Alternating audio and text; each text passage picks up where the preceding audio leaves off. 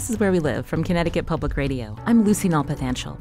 Coming up, there's an unusual case before Connecticut State Supreme Court that focuses on frozen embryos. Should frozen embryos be seen as property or as people? More on that story just ahead.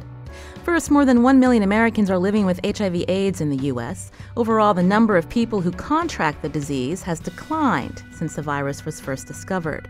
But certain populations like Black and Hispanic, bisexual, and gay men are disproportionately affected. This despite increased HIV/AIDS awareness efforts and a prevention pill on the market known as Truvada.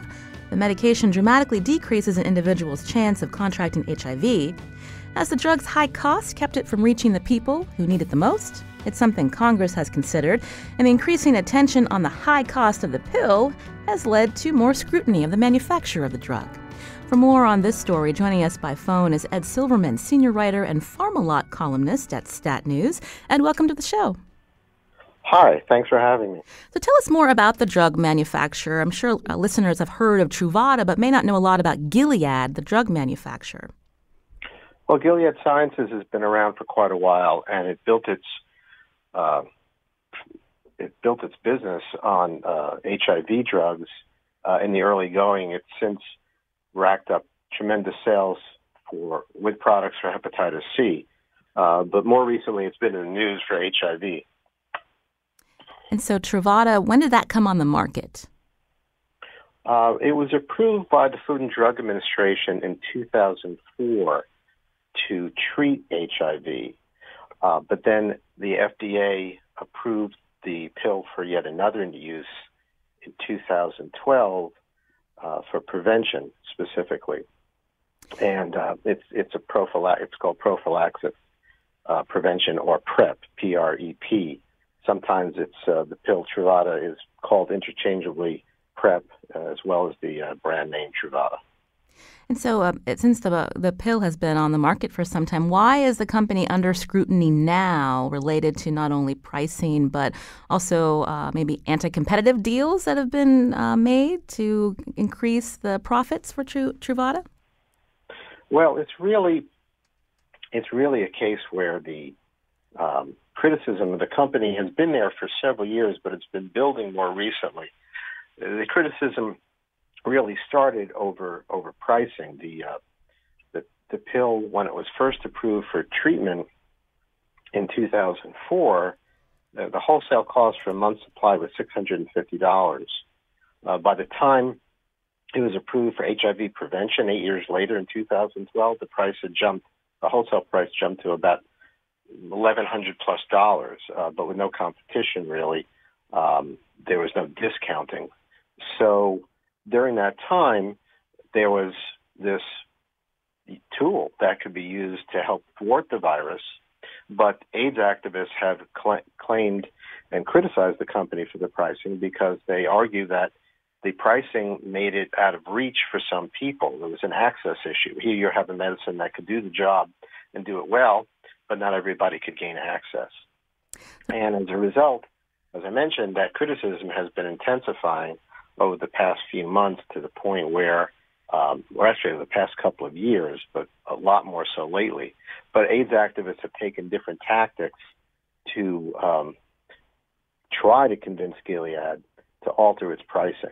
And I could tell you about each of those tactics if you'd like. Well, I wanted to focus in more on the cost. It costs up to $2,000 a month here in the U.S., but abroad, when people are using Truvada, how much are they paying? Yes, well, I mentioned it's about $1,100 or so in 2012. It's now about $1,700 in the U.S. for a month's supply.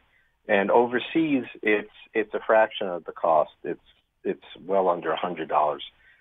But there are also generic versions available in other countries, so that is another mitigating circumstance. So the patent is still protected here in the U.S., and Gilead is able to sell it at this price because of that? Yes, and the patenting is a big issue as part of this larger overall discussion. The product was developed in part with grants, federal grants. Academic researchers had federal grants that were used to do some research, and these patents are held by the Centers for Disease Control and Prevention, the CDC. The issue, as the AIDS activists argue, is that the CDC has these patents in the U.S., but hasn't tried to enforce their rights and collect royalties from Gilead that could be used for a public health purpose, specifically to eradicate the virus. Meanwhile, in Europe, there were challenges to the patents, and as a result, Mylan, one of the world's largest drug makers, has the right to sell generic versions in several European countries, Canada, and Australia. But Mylan is paying royalties to CDC. And the AIDS community, the AIDS activists, are incensed by this dichotomy. CDC holds patents in the U.S. but doesn't collect royalties, yet does collect royalties from a generic maker elsewhere. So as a result, again, there isn't enough money for public health purposes here.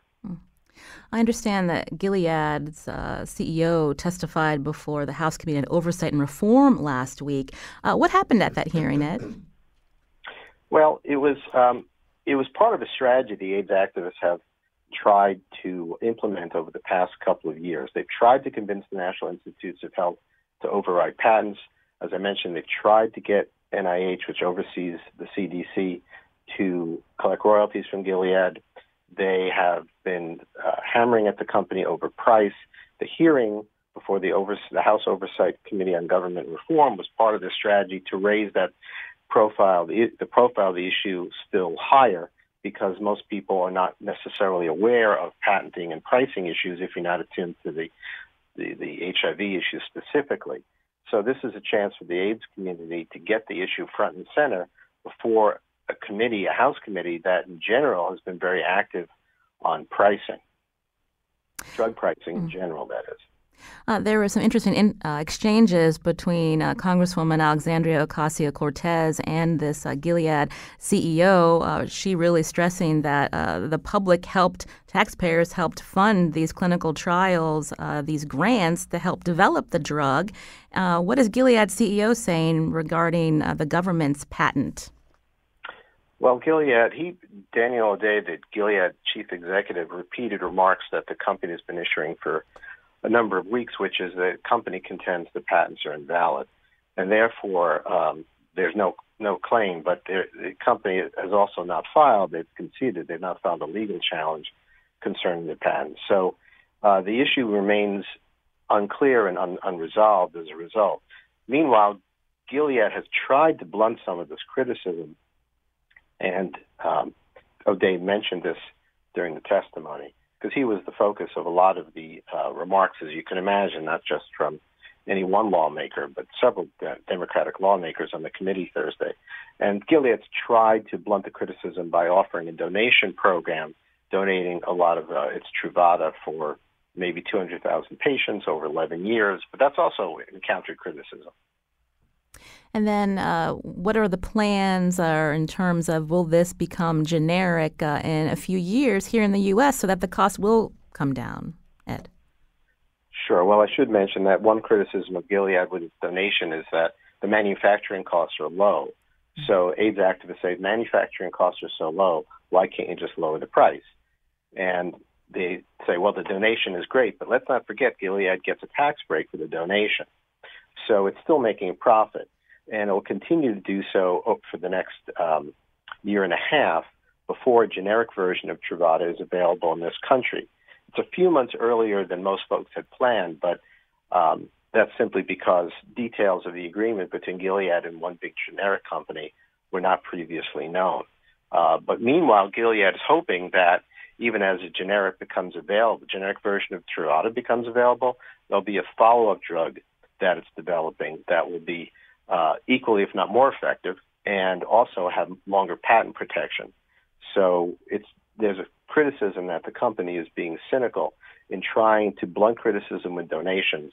While it benefits from manufacturing costs that are low, so it still makes a profit, and it gets tax breaks, and meanwhile positions itself to eventually market a more effective pill that has patent protection going forward a number of years, more so than Truvada.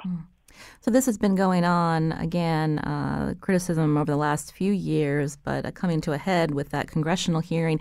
You also reported last week the Trump administration has backed off a controversial Medicare drug pricing proposal that would have impacted if drugs for conditions like depression and AIDS were even covered. What's happened with that now, Ed? Well, the Trump administration was looking at trying to loosen requirement for government health care programs to cover certain conditions or diseases, including AIDS. The administration thought was if the programs did not have to cover this, then it wouldn't have to pay a certain price or would implement more restrictive steps before coverage could begin. And not surprisingly, a lot of patient groups got very upset about that because one of the restrictions might have been something called step therapy. You try one drug before you try another drug, and that is an impediment for many people for different reasons. Maybe the one drug you're first required to try doesn't work as well. Maybe you're on another drug and the switching is not beneficial to your treatment. Ultimately, the administration backed off. It just wasn't viable. I'm not surprised, but it's just one more example where the administration, I think, is struggling to come up with a viable approach to the overall issue of drug pricing, not just for HIV medicine. Ed Silverman is senior writer and PharmaLock columnist at Stat News, joining us today to talk more about scrutiny of the drug manufacturer of Truvada and how much they're making here in the U.S. Ed, thank you for your time. We're going to tweet out some links to your stories at Where We Live. We appreciate it. Thank you for having me. Have a great day. This is Where We Live. I'm Lucy Nalpathanchel. Again, we were hearing more about the scrutiny against Gilead, who manufactures Truvada. We wanted to get some local perspective on this, as well as HIV/AIDS prevention in our state. So joining me now in studio is Sean Lang, Deputy Director of AIDS Connecticut. Sean, welcome back to the show. Great to be here, always. So could you respond to this last story that we were learning about with Gilead? Again, we heard members of Congress, even members of the public, questioning the fact that this is so costly, Truvada, in the U.S., that it's keeping people from getting access to it that could prevent new HIV infections. Do we know how many people have access to Truvada or PrEP in this country? We don't. And I think there's multiple layers to this. Obviously, the cost can be a barrier for people, particularly for people who are uninsured or underinsured, although Gilead does have patient assistance programs. And I think a larger problem, too, is that, the medical community often either doesn't know how to or isn't comfortable with doing a comprehensive sexual health history with their patients to determine if somebody would be a good candidate for PrEP or not. We have this great tool, and I love that Ed used the words tool, because we use that in the harm reduction community all the time. Having tools in our toolbox for HIV prevention, and whether, it's syringe services, which we've been doing for over 20 years, and it's a very evidence-based and effective program, or having PrEP available for folks. And I think the one other layer to this, too, is that people who might be good candidates for PrEP may not even know about PrEP, that it exists to help them protect themselves. Because I think, in the early days of HIV prevention, and I've been around for long enough to remember these days, it was all condoms, which are great. And we still recommend that people use condoms and have access to those. But now we have this great tool that helps prevent the spread of infection that could really help turn the tide to end this epidemic, which is really our ultimate goal. We keep saying PrEP again, pre-exposure prophylaxis. Remind us again how it works if someone has a prescription for Truvada. Yep. So the beauty of it, it's one pill a day. So it's not like, again, I remember the old days of HIV and people would just have like pill boxes all over the place. This is one pill a day. And what happens is if you and your provider determine that you're a good candidate for PrEP, you get your prescription, but you go back to your provider every 3 months and you get tested for sexually transmitted infections, you get tested for HIV, you receive counseling, and then they determine whether you go on PrEP for another 3 months. because it can be kind of an episodic thing. It might not be something that you're going to take over your lifetime, but something that you're going to be taking for a certain period in your life. When we hear about these HIV prevention pills on the market and available, also the death rates from HIV/AIDS declining considerably since the virus was first discovered, is there a perception when there are these tools, as you say, that that there's not a lot of emphasis on getting the word out, and people think it may not be much of an issue these days? Yeah, I think that is the public perception. We used to use the saying, AIDS isn't over, it's all over Connecticut. And it's still in our lives. For those of us who are in the thick of it, we see this every day. We see people becoming newly infected. But as you said, it's not like it was back in the early to mid-'80s up to the mid-'90s. In the mid-'90s is when the medications came out, the combination therapies came out that really helped manage HIV disease. But the fact remains is that it is still with us. And as you mentioned earlier, we primarily see new infections among young men who have sex with men. That's the CDC's title for that. But young men who have sex with men, primarily Black and Latino kids who are getting infected. And, there's a whole combination of things I think that go into that. One, we don't have comprehensive, age-appropriate, evidence-based sexual education in schools. Here in Connecticut, we have our 169 fiefdoms, and each of those school districts determine what happens, there. So we need that kind of education to happen for our youth, and not just heteronormative sex ed too. As many people know, I have a son who went through the Hartford public school system, and their sex ed education was like a one-shot deal, and it was very heteronormative. And I said to him, did they talk about condoms? And he said, yeah. And I said, did they tell you how to use them? And he said, no. And I was like, well, what's the point in talking about condoms if they don't explain how to use them and how they work and why they're important? So we don't have that.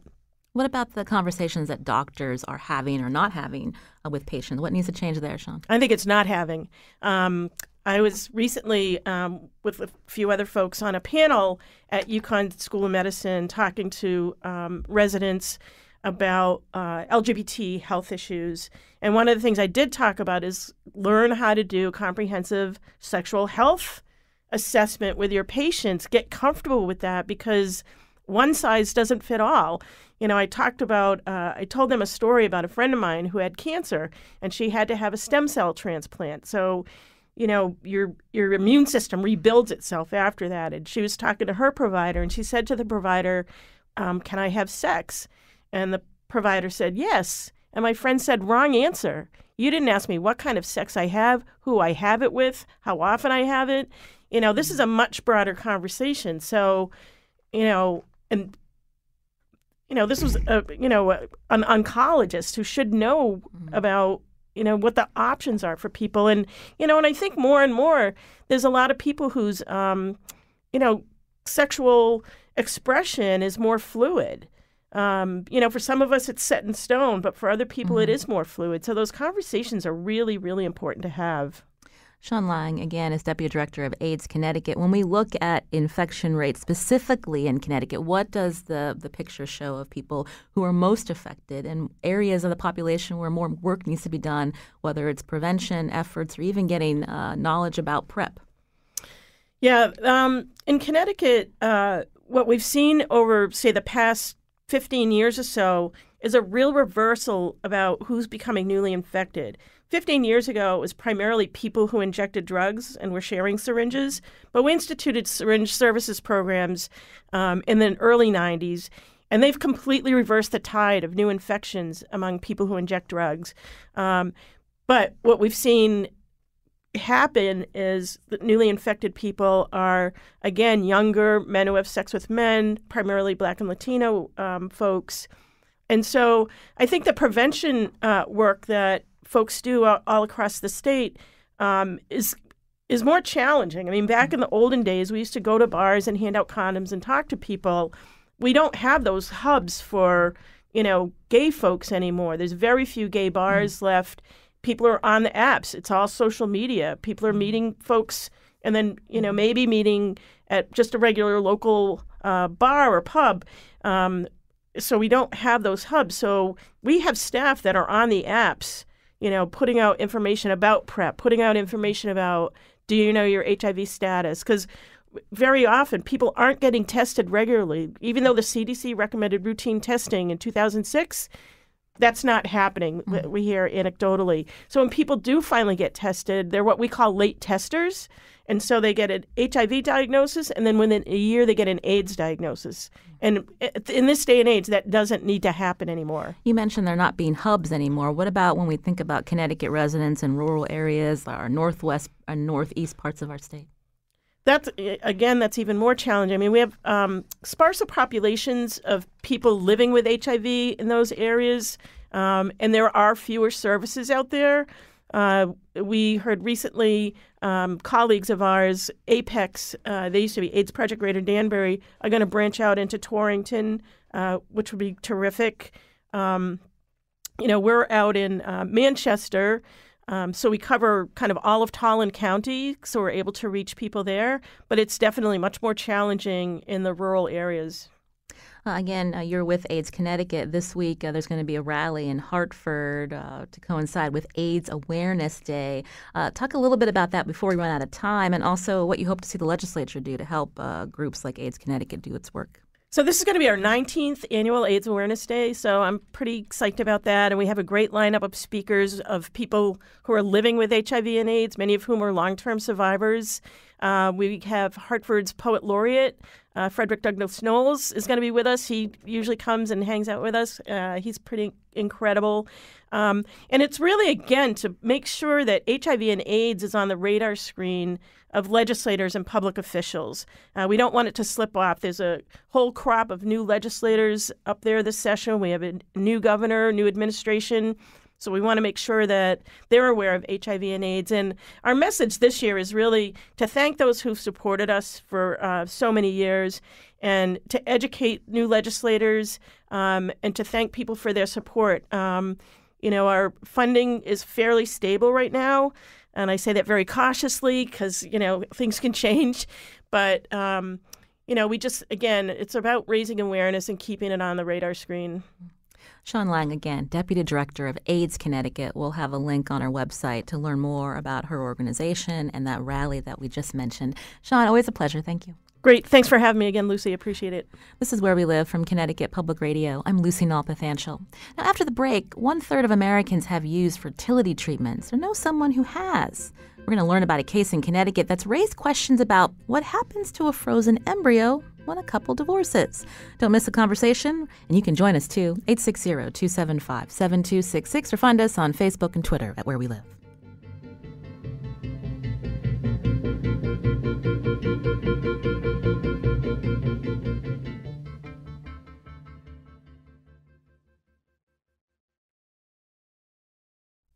This is Where We Live from Connecticut Public Radio. I'm Lucy Nalpathanchel. As people from both sides of the abortion debate focus on the latest states that seek to pass laws banning abortion, a quieter debate has been playing out in some courts, including in Connecticut, over the question of whether a frozen embryo should be viewed as property or as a person. Nicole Leonard is with me now to explain. She's healthcare reporter for WNPR Connecticut Public Radio. Nicole, welcome back. Thank you. Thanks for having me. As I mentioned, frozen embryos, the focus of this recent state Supreme Court case. The question being, what happens if the couple divorces? Tell us about the couple that's the focus of this particular suit. Yeah, so the couple in Connecticut, they were once married, and they decided to expand their family, that they would create embryos. So you go through the sort of a in vitro fertilization process, and then they created 2 embryos, and they are cryogenically preserved. They did have a daughter from one of those embryos, and now another embryo is left. But the relationship has ended, so they've gone through a divorce. And the one thing that they haven't been able to settle on is what to do with this embryo. How is it going to play out? And so within the couple, it was the ex-wife who wanted it to be destroyed, and the ex-husband, said, no, I want to keep it around. Right. He wants to preserve it. And originally he said, I want to preserve it because maybe we could use it if we reconcile at some point. And according to court documents, she was like, that's not going to happen. And she wants it destroyed or discarded. And that's common in a lot of contracts and agreements when we're talking about embryos that they agree to discard embryos that they don't use.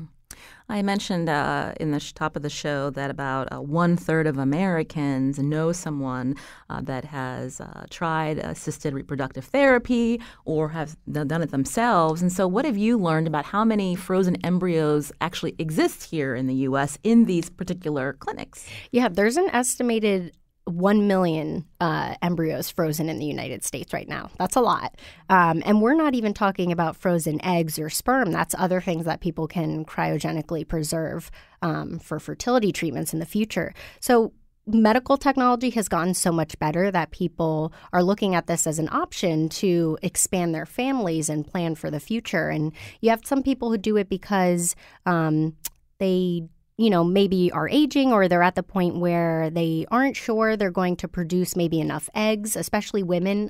They're having children later and later. So they want to preserve the option to have children, even if it's at a later age. So what they do is they freeze embryos or sperm or eggs, and they're able to do it later on in life.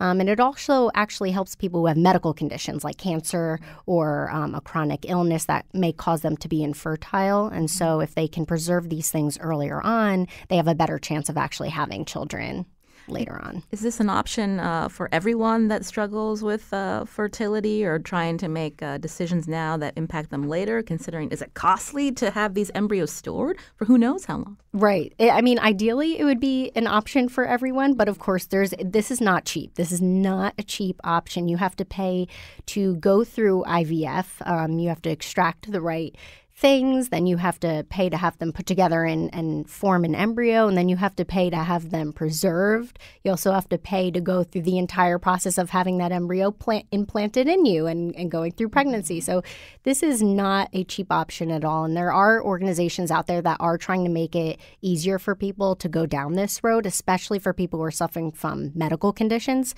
But it's still very costly. So people who do have the means to do it are able to, but people who may not have the money and still need these options, they unfortunately haven't been able to take advantage of the opportunity. Nicole Leonard's with me, healthcare reporter for Connecticut Public Radio, as we learn about this case before the state Supreme Court, what happens to a frozen embryo when a couple divorces. You mentioned that there are contracts that a couple or a person may enter in with a fertility treatment center. Tell us more about that. Yeah. I mean, when you go to a medical office, you have to sign a lot of papers and medical documents. We're all used to doing that. So this is no different. But in this case, creating, planning for the future and creating potential children, it's a much bigger life decision maybe than perhaps just signing for a service. So they create these contracts and they help people decide on what to do in the event of, say, one parent dies, or if they do get divorced. But they can be a little tricky. They're not maybe black and white. And so I actually talked to Catherine Krachel, who is a reproductive law expert at Yale, and she had this to say about the contracts. When patients are signing a form with their medical provider, most of the time they're not necessarily contemplating these very profound issues of family formation and identity when we're thinking about people who object to their genetic material being used to create a human, perhaps without their consent. And that's very true when you're thinking about trying to start a family. You're not thinking about the repercussions if you're not together or if something were to happen to that genetic material, because when you think you're signing a contract that it's going to be guaranteed, that's going to be there for you. And you're signing a contract maybe years before those circumstances come up, if they ever do. So it's hard to really plan for those sort of the difficult situations. You hope they don't happen, but obviously we've seen that they do.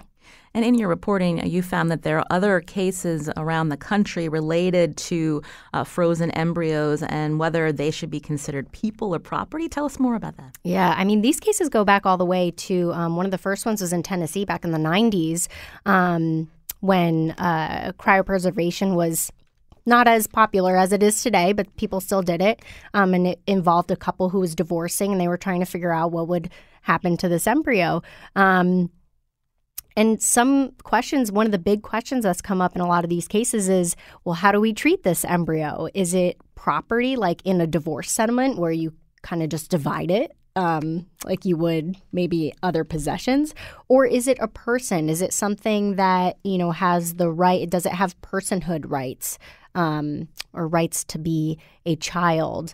And so those are the kind of arguments that we're seeing play out in court. Now, what did some of the experts tell you as if states were to have a law that gave personhood status to an embryo?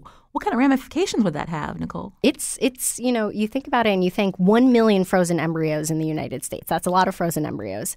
If even a state or even some advocacy groups and people want the federal government to make a law saying that embryos are, have personhood rights, that would mean that courts would be obligated to bring every single frozen embryo in the United States to term. And it might not even be with the parents that initially created the embryo, because they may create 5 embryos and use 3, have 3 healthy children.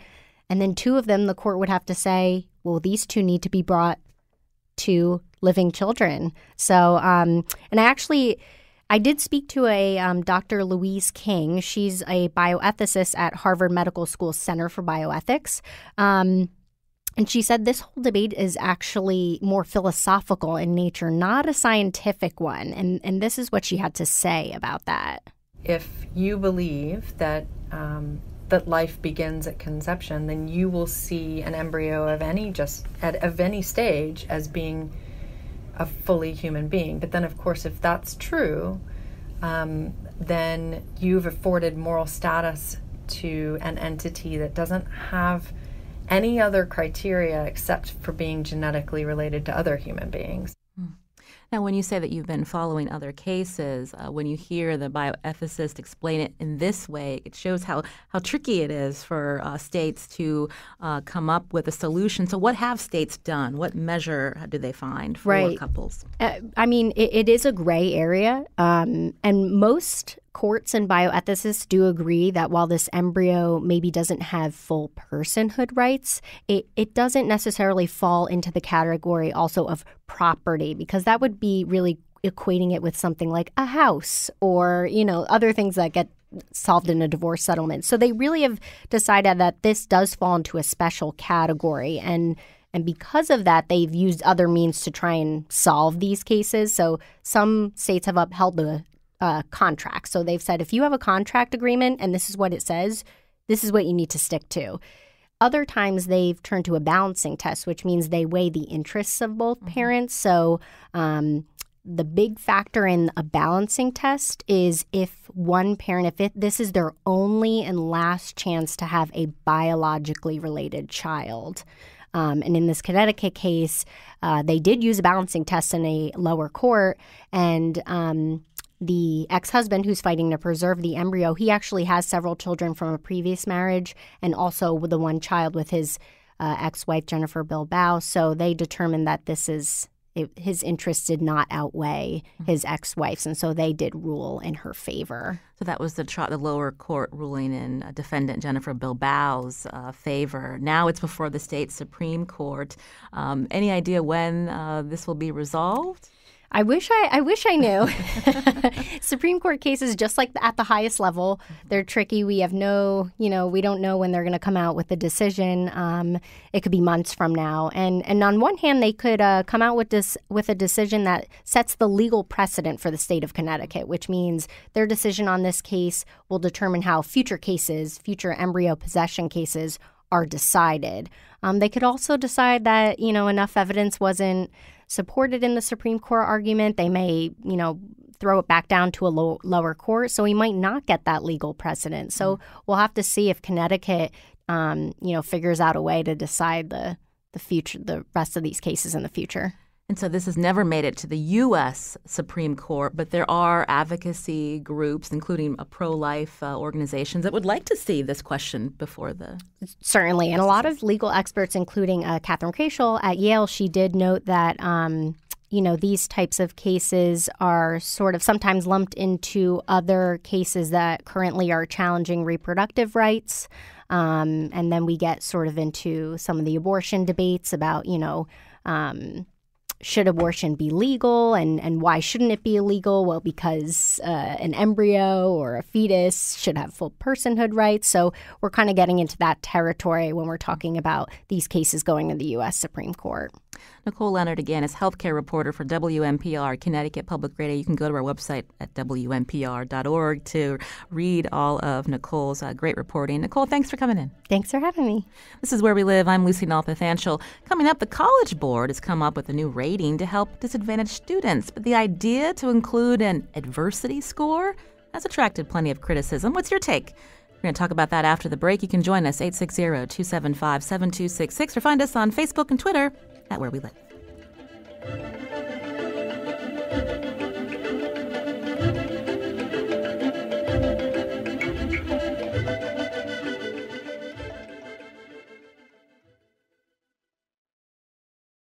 This is Where We Live. I'm Lucy Nalpathanchel. Just a reminder, our Coffee Break series continues tomorrow in Waterbury at the John Bale Book Company and Cafe. And we've been asking residents as we travel around the state what issue or story matters to them in their community. It's your chance to tell us more when we head down to Waterbury. You can learn more about that event. Just check out our Where We Live's Facebook page, and we're going to be there at 11:30 a.m. tomorrow, again at the John Bale Book Company and Cafe in Waterbury, Connecticut. Now, officials from the College Board, the nonprofit company that administers the SAT, have developed an adversity score that's meant to help college admissions accept more disadvantaged students without focusing on race. But the announcement has been met with skepticism. For more, joining us by phone, Nick Anderson. He covers higher education for the Washington Post. Nick, welcome to Where We Live. Good morning, Lucy. Thanks for having me. So tell us more about the adversity score and really, how would they calculate something like this? Yeah, so it's a very interesting development. The College Board, which owns the SAT, has been thinking about how to help colleges consider the SAT score in the context of where the student comes from. They are testing out, and the emphasis here is on experiment. They're experimenting with what they call a dashboard. So the admissions officer would see on the dashboard a few things about the high school and the neighborhood to show where this student is coming from and to help understand the SAT score that they're seeing for the student. Now, the dashboard would have, for instance, the percentage of students who receive free or reduced price lunches at the school. It'll show the distribution of SAT scores in the high school and whether this student's score is an outlier or whether it's kind of clumped in with the rest of the scores for the SAT in that high school. And then very interestingly, and this is where all the attention is, they have something called an overall disadvantage level. That's what's being described as an adversity score. And that's a number from 1 to 100 that is composed of two different things. Thing number one is an analysis of the neighborhood through the census tract that the student lives in. Thing number two is an analysis of the high school that the student goes to through all the census tracts that go into that high school. So if you have an adversity score of 50 on this measure, that's about average. In fact, it is average. If you have a higher number than that, then you have more adversity. If you have a lower number of that, you have relatively more privilege. Now, what are the elements that go into this? So the College Board released to us on Friday the kinds of data that are being used to crunch the number. They include median family income from the neighborhood and the schools that have these neighborhoods, percentage of households in the neighborhood that have poverty, percentage of households that have food stamps, percentage of families that are single-parent families, percentage of housing units in the neighborhood that are rental, rent as a percentage of income. You can see this is kind of standard demographic census stuff, but really interesting when you look at it in a granular way. So, Nick, I don't want to run out of time, but I wanted to ask, a lot of people will hear this and think, they'll question the timing. We've heard more colleges and universities are making the SAT optional. And then, of course, there's the story about, well, if you're pretty wealthy, you can buy an ACT or SAT score for your kid to get into the college of their choice. And so, why is this being rolled out now? Well, it's actually not being rolled out now. It's been tested for a couple of admission cycles, and it's expanding. The expansion is happening because the colleges that have tested it, I'll give you a few, for example. Yale has tested it. Florida State has tested it. Georgia Tech has tested it. There were 50 colleges that tested it in the last cycle. They seem to like it. Now, the reason they like it is that it gives them another way to look at the score, the test score, that is. And if you come from a school that has high disadvantage, in a neighborhood that has high disadvantage, then an SAT score might look more impressive in that context. That's why they like it. Now, the College Board is also, let's hasten to add, you mentioned the scandal about Operation Varsity Blues and people buying test scores and stuff. The College Board is really looking to enhance the credibility of the test because the credibility of the test has been under attack. And so when we think about, you just mentioned, if you come from a poor neighborhood and they look at your score and think, maybe you've been disadvantaged and that might weigh a little bit more. But what happens if you happen to live in a poor neighborhood, but your family is very well educated and you've had privilege? I mean, how do they weigh that score? Maybe you get a better score, but maybe it's not really relevant considering your background? Yeah, well, so that's one of those tricky situations where we don't know exactly what conversations and analyses are happening inside the admissions committees. The admissions committees themselves are closed to the public, right, for probably good reasons in a lot of cases. But you've got a situation here where the admissions committees themselves need to look very carefully at the whole application. And if they see a discrepancy, they need to look closer and see, well, what does that mean? And oftentimes with looking at the students' essays or looking at the students' the occupations of the parents that the students list on the application, you can start to see things pretty quickly, and then you can follow up and sort of get a sense for where the student is. So these adversity scores are meant not to be determinative, but just to add a piece to the puzzle. That's what they say. Well, Nick Anderson, again, is a reporter for the Washington Post, covers higher education. We've been learning more about the College Board rolling out this adversity score more broadly in 2020 to help admissions teams, accept students with more disadvantaged backgrounds. I wanted to, transition to what we have here in Connecticut. Joining us is Kathy Megan, who covers education and child welfare for the Connecticut Mirror. Kathy, welcome to our show. Thank you for having me, Lucy. So Connecticut, one of the few states where SATs are a requirement. Tell us how that happened. Right. Well, back in 2015 or so, Connecticut was administering its relatively new Smarter Balanced standardized test. And juniors were not happy with this, high school juniors, because the test was one more huge test they had to take in the spring in May. And many of the juniors opted out, didn't show up for the test, which was a problem for Connecticut because they have to have 95% participating in the test or there's a problem with the feds. So legislators and others came up with this idea of using the SAT instead of the Smarter Balance test. And that was good for lots of reasons because legislators and educators felt that then if kids took the SAT, some kids who weren't thinking about college might say, hey, I did okay on that. I'll think about college. And they'd have one of the requirements for many college applications out of the way. So the state agreed to use the SAT rather than the Smarter Balance test for college juniors starting in 2016.